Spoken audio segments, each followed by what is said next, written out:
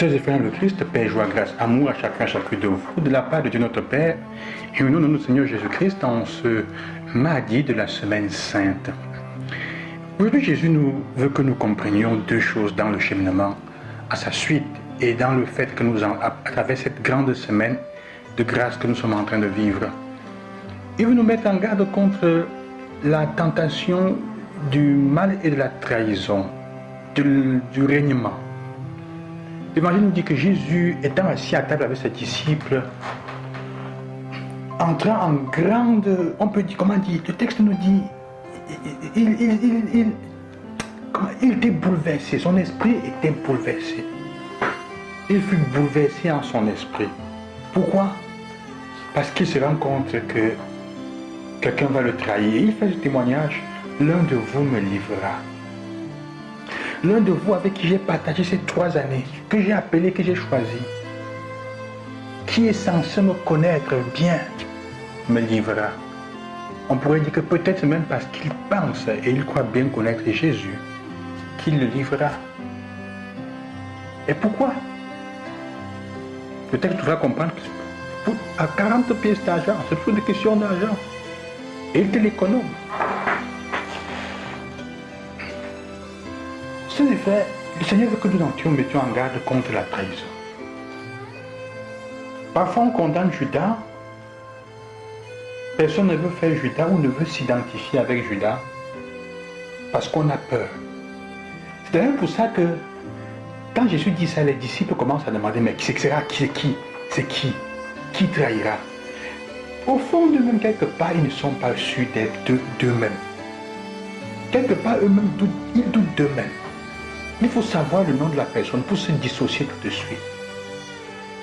Tous sont des potentiels traîtres.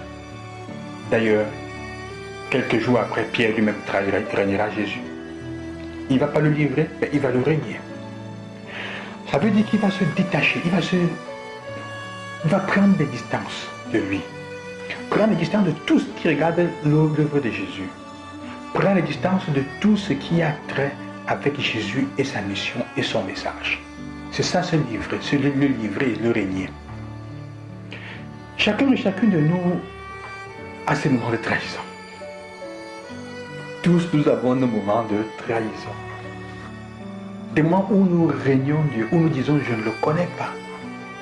Des situations où avec notre comportement et nos pensées, nos attitudes, même nos silences, nous sommes en train de dire je ne peux pas adhérer, je n'ai rien à voir avec ce que Jésus propose, avec cette manière d'aimer que Jésus a. Je ne veux rien avoir à faire avec lui. Il s'agit ces jours, cette semaine de regarder quelles sont nos trahisons. Quelles sont les manières avec lesquelles tu régnes Jésus, tu te détaches de lui, tu dis que tu le livres, tu ne le connais pas. Tu prends les distances de lui, tu n'as rien à faire avec dans le quotidien. Les actions que tu poses, les gestes, les paroles, la manière, ce que tu dis aux gens, qu'est-ce qu'il y a? La deuxième chose qui est importante, le texte nous dit que Jésus dit comment il reconnaît, il leur indique en donnant celui à qui je donnerai celui à qui je veux donner la bouchée que j'ai trempée dans le plat, c'est celui-là. Et quand il donne la bouchée à Judas, le texte nous dit que le diable entra en lui. Ce qui semblait un geste indicatif est en fait une manifestation d'amour. Normalement, durant la dernière scène, durant le repas de Pâques, le patriarche ou le chef de famille donne la première bouchée à la personne qui est la plus aimée, au fils de la droite, au fils qui a en fait le successeur. Quand Jésus donne la première bouchée à Judas, en fait c'est une manière de lui dire, malgré tout je te tiens en grande considération. Tu peux encore rêver, tu peux encore changer ta vie. Mais le texte nous dit que après cela, le diable entra en Judas. Cela nous fait comprendre une chose fondamentale, chers frères.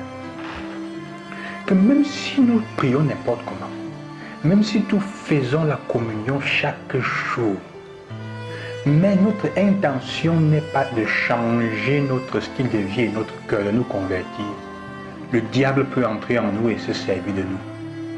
La communion ne te sauve pas automatiquement.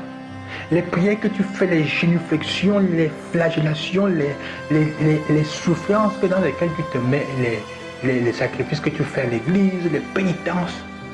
Si cela n'apporte pas dans ta vie un désir réel de conversion et de changement, un désir réel de changer ta vie, alors vous comprenez que s'approcher des sacrements, s'approcher de tout ce qui est lié à la pratique religieuse, sans avoir le désir vrai de conversion, non seulement cela ne nous tient pas en sécurité, mais cela devient pour nous comme manger et boire sa propre condamnation, comme dit Saint Paul.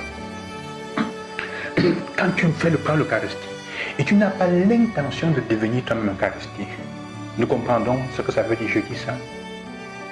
Le diable va entrer en toi.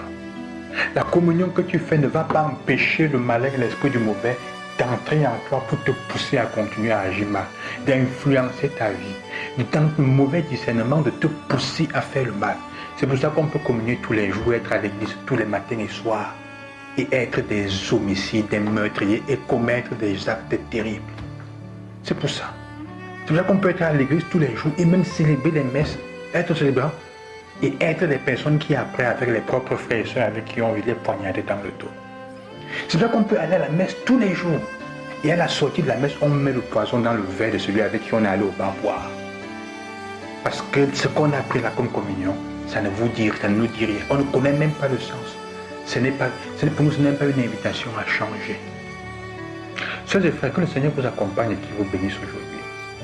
Quelles sont les trahisons que tu mets dans ta vie, les manières avec lesquelles, les actes que tu poses et qui en fait disent, à ce niveau, je n'ai rien à faire avec Dieu, avec Jésus. Je ne le connais pas, je le vends même moins cher. Je préfère faire ça, ce mal, plutôt que de suivre Jésus.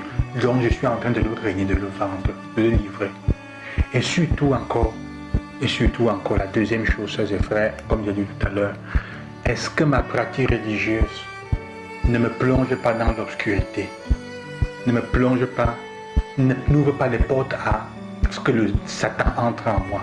Après avoir pris la bouchée de communion, on peut dire, Satan entre en lui. C'est paradoxal. Pourquoi? Parce que même s'il a pris, il n'avait pas l'intention de changer.